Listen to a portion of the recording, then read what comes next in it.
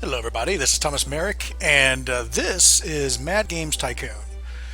And kind of ran into a lull a few months back on my Mega Mech campaign, and when I got over it, I got really engrossed into like Tycoon games such as this. It started with Game Dev Tycoon. I played that through. I enjoyed it. Then I went to Gamers Go Makers, I think is what it's called, and I liked it, but it had like some problems, technical issues, and apparently it's been abandoned, which is all kinds of drama. Then I went to Software Inc., which I really enjoy, but it isn't really a game tycoon thing. I mean, you can make games in that game, but it's more software, which I really like, and it's in alpha still. And then this one caught my eye here recently because it just came out of early access, and I'd never even heard of it before.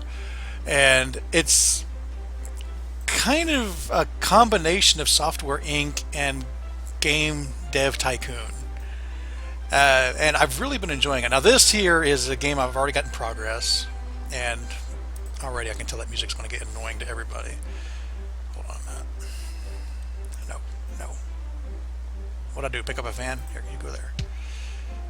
There are some clunky things about this interface too that don't really like. I guess I could disable. Well, I don't want to disable it completely. Just make it quieter. I don't know. It's so quiet now you can't even hear it. But anyway, I just kind of wanted to show you like some of the things that can be done, and then I'm going to actually play through a game of this with you guys. And this isn't going to replace the Mega Mech thing. I'm going to get back into that probably after I record a few episodes of this. I just had really had the bug to do this, and so I mean, if this isn't your cup of tea, then don't worry about it. We're going to do some more Mega Mech as well. But I just wanted to show this off. Now, some of the things you can do, like I said, this is a little bit more of an advanced playthrough. I've got you have your development team up here, which they make your games. I don't remember what this is. This is quality assurance. Well, anyway, let's just in general say what you can do in this game.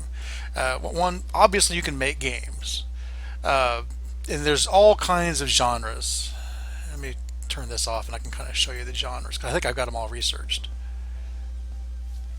Now, you make a game. You can set the size of the game, which basically the main limiting factor here is obviously the B size is really fast to make, but you can only have so many features in it, whereas you can have up to 35 features in a AAA game.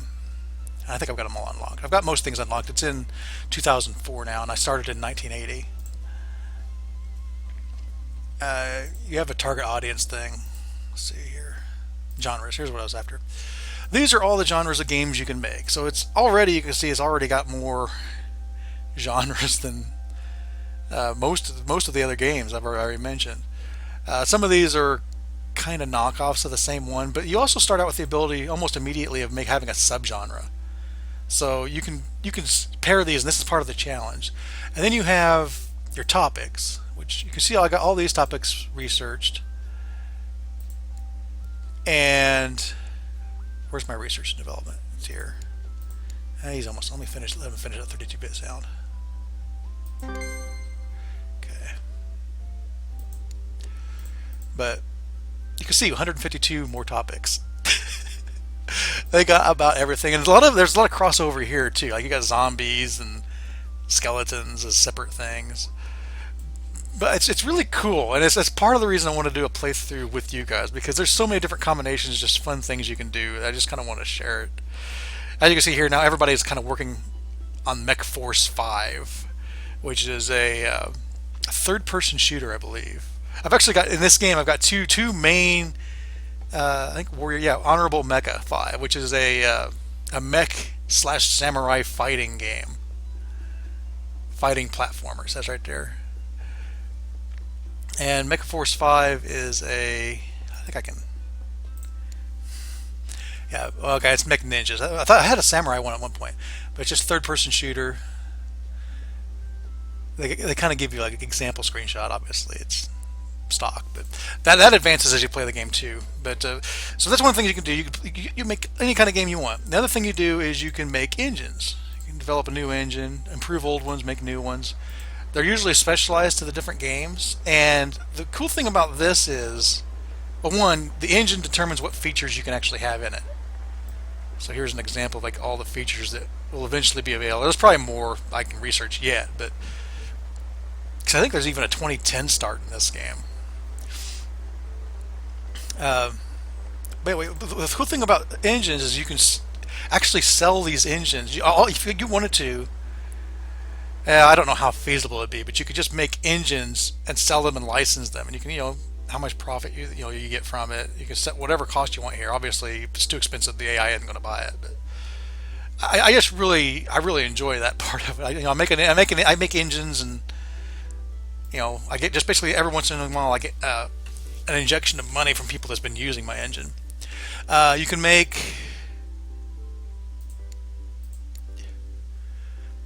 different kind. You got the retail games, MMOs you can make, and you can make free-to-play games, and that comes into play here later on when you get these servers that basically the player you have to maintain the servers to have people play on. You can license stuff. You get these random licenses you can buy, and that basically will boost the sale of the game. I don't do a whole lot with them. On my latest game, I have actually started messing with that a little bit, but when you first start out, you don't have the money, obviously. But let me go ahead and real quick just develop a successor to one of my early games, whatever. In here, you can have up to 4 platforms you assign them to. I gotta select something. And then you have these sliders here, and this is where, well, part of where how the quality of the game turns out. It's not just this. I mean, even if you have perfect sliders, you have some of this we'll go over, but even if you have a profile, you can select how many languages. This is another thing, is like what priority do you apply everything to, and then you select all the features here. And then when you're done, you click down and they start building it. But another important thing is, like, here you see I have an art department, and they're making, I don't know what they're making. I think they're making video cutscenes that will be applied to the game itself. So if all you have is development, you can't do this extra stuff, and that all goes into the quality, and also the number of features and type of features. Like if you just keep making Atari style graphics games, your games are going to just dwindle to nothing, because nobody wants to play in like 2010 Atari style graphics, except maybe as a retro type style game. Oops. Nah. I can actually turn that off, or I keep picking things up. Another thing you can do, of course, you got the motion video animation studios, where they do filming and animations, and there's also an audio one. Let's see, we got customer service, marketing, which is important to really drive up the sales of your games. Another interesting thing, I don't know how much I want to do this, but you can become a publisher. Basically, you make this production room where they just basically run off. Matter of fact, I think that's what I'm doing here. Yeah, the Vermeer. Actually, I'm self-producing as well. An honorable mega. Yeah, I did a retro. That's another thing. You can do retro. I can remarket, make a budget game, and once I got a bunch of budget games, I can make them a game bundle. But you can only put in like the games you've already done budget titles for. But you can make a budget game. So basically, like your old games, you can remarket them and publish them as a retro style game, and people will buy them. Matter of fact, that Mecha Battle made more money as a retro game than it did when it first released. But other than that, you can basically you've got production contracts, and people come to you say, hey, we want you to just build 3.66 million of these units, and they'll pay you a certain amount of money. There's also contracts that you can do, and also you can also do contracts for like games for other people. Here's an example of that. Man, he wants me to make an MMO for him. A real-time strategy MMO, what, a B+ rating? Yeah, right. I've not messed with the MMOs yet in this game. But anyway, you have to have storage for all the units, and a lot of it's a guessing game. Like how much, because you can't just like produce like millions of copies. Then if they only sell, like in this case, the Werner sold 75,000 copies. I've got 24,000 left in stock. Honorable Mecha might need. I don't know. I've actually played this in a couple of days because I've been playing other game playthroughs. This is something else you can do. You can be a publisher, or just if you want to just like print off a bunch of stuff for other people.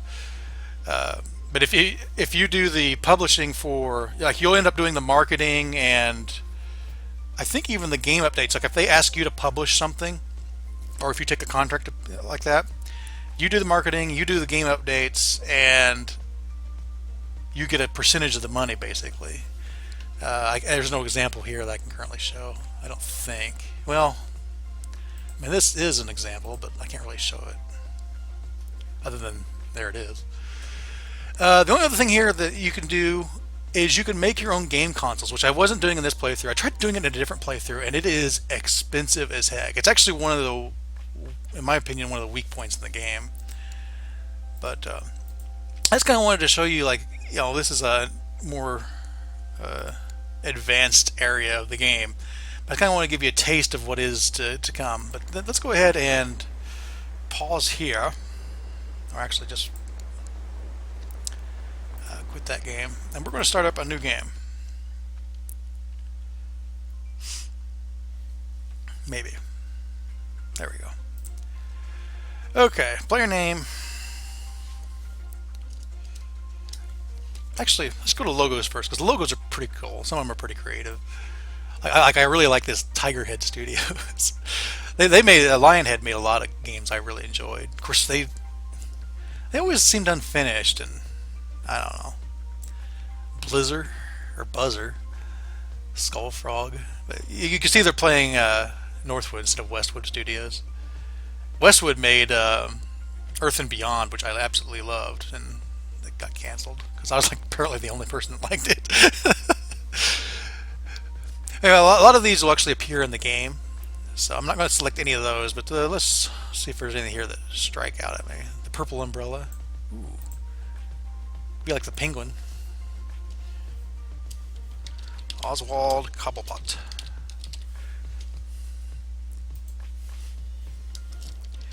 Penguin Games.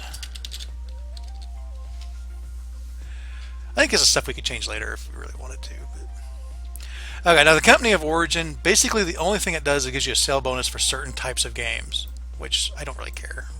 But I am going to start in Spain, because when you start in Spain, or there's certain countries, Russia probably would do it, China, you get basically the Spanish translation for free. So what is the Spanish? They really like real-time strategy, apparently. China likes RPGs. What does Japanese like? They like fighting games. Really? I don't know that this is necessarily true. Apparently USA likes the first-person shooter, which, yeah, I can see that. Business simulations, or economic simulators for Germany. They love their simulators. Some of it's right, some of it's probably not right, but that's okay. Simulators for Russia. Really, I see them more as like strategy. But, anyway, we're going to start with Spain.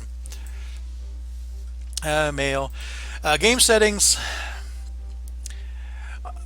I don't know. The only one I'm tempted to do is just start with a small office building, but I'm not going to. You can randomize like game concepts and platforms. We're not going to do any of that, but maybe I will do the random platform popularity just to kind of mix it up a little bit. But let's go ahead and go in. Now, as for every character, you hire a bunch of people, and it gets to the point where I can't even keep track of them all. But so a lot of times I just ignore this stuff. But for your main guy, you can select like a certain feature that he's really good at, and you can also have like a specific genre he's really good at. Which, being real-time strategy from Spain, maybe we should go ahead and throw that there. Then you have like these certain skills they get. Work, will, speed, not entirely sure what those do. Office work is marketing, customer service, and certain stuff like that. The higher this skill, the better they are at doing it. Speed is just how fast they do it. This is how good they are at doing it. Music and sound and graphics, well, pretty much all this is pretty self-explanatory. The only thing is programming and game design is important for quality assurance, and game design itself is important for research. But I mean, when it comes to games, one of my favorite thing about games, it's always been the music and the sound. So I'm going to max that out for this character. Doesn't really matter. So he'll probably end up being one of our first, once we open up the sound studio, one of our first guys. I like playing on slow speed because you linger in like the older eras a little bit longer. In a way, it's actually makes it a little bit easier to play the game because you make more money per year. But I just like keeping like the older stuff around longer, and it slowly progresses. We are going to start in 1980. Yeah, it does start in 2010. I don't know if there's any end date for this. We're going to go to hard difficulty. I tried legendary once, and it's brutal. You just start with no money, and like you make no money. Normal is normal. It's actually really normal is easy. I've never even tried easy. Normal is extremely easy. Hard is probably about my skill level, so we'll start there.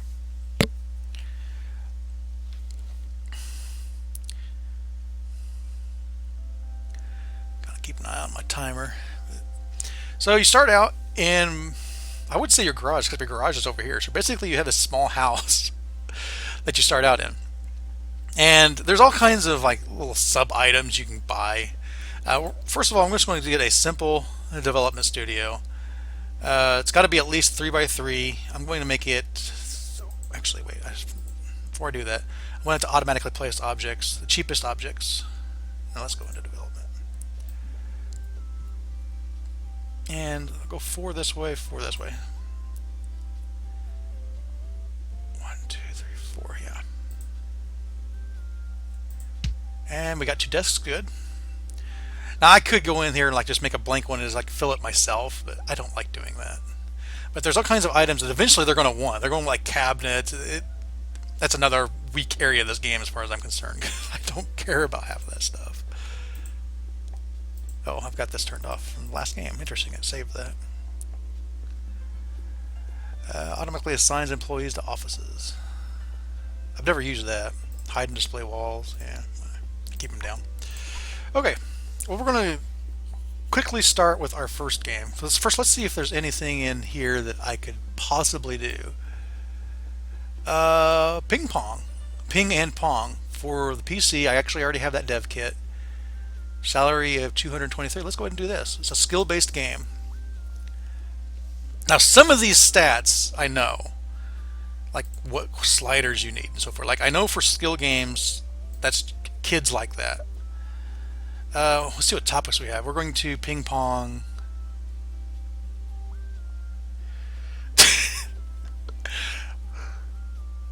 A boxing glove. I don't know. Yeah, we don't have any engines right now, so just basically have the basic art. This is already chosen because we're using a contract. This I don't remember anywhere near as well. For a skill-based game, you want game length.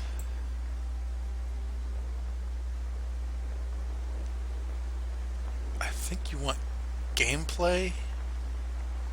Make it a little bit beginner friendly, maybe.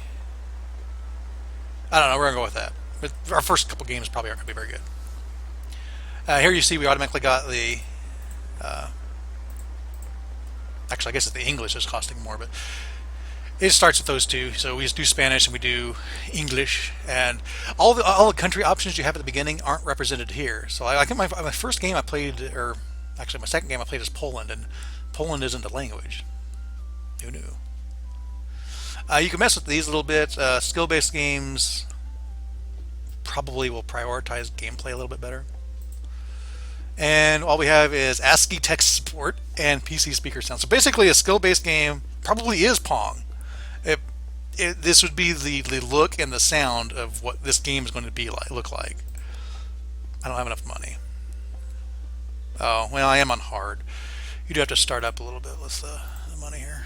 Alright, let's do it. Doesn't take very long. We're going to do our first game, get our first review, and I'm probably going to stop for this episode.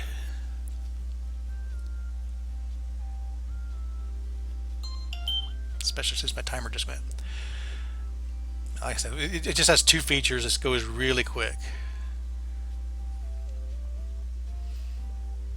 And these numbers are important. The training is also a thing you have to do. That's something I hadn't done. Had 4 playthroughs of this game, and the fourth, well, 5 because I didn't save my legendary one. But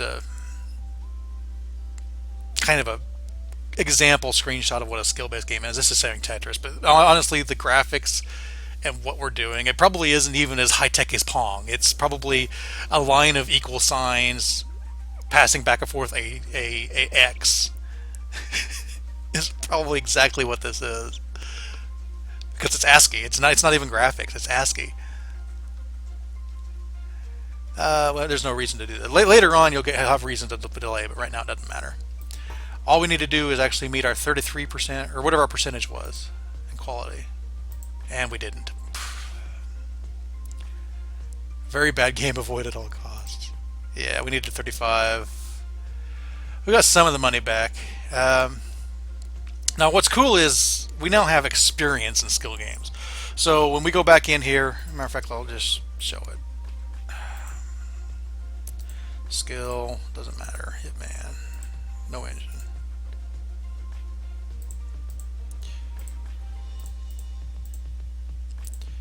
You get these little sliders to kind of show you which areas to go. So at the first star, you get these two, which, as you can tell, I already kind of knew. These two open up at that second star, and the third star opens up this one. We're not off to a stellar start, unfortunately, but I am going to go ahead and pause there and save the game. Yeah, you can see I got 4. Penguin Games. Our criminal empire starts here.